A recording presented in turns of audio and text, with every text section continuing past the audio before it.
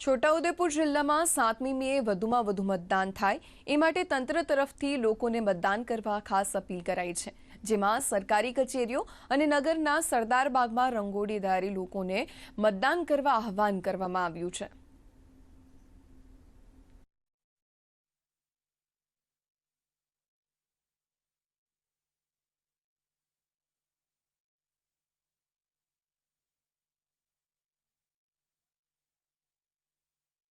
લોકસભાની સામાન્ય ચૂંટણીનું ત્રીજા તબક્કાનું મતદાન તારીખ 7ના રોજ યોજાવાનું છે, ત્યારે જિલ્લા ચૂંટણી અધિકારી અને માન્ય કલેક્ટર સાહેબશ્રીનાઓ દ્વારા જુદા જુદા સ્વીપ કાર્યક્રમોનું આયોજન કરવામાં આવેલ છે।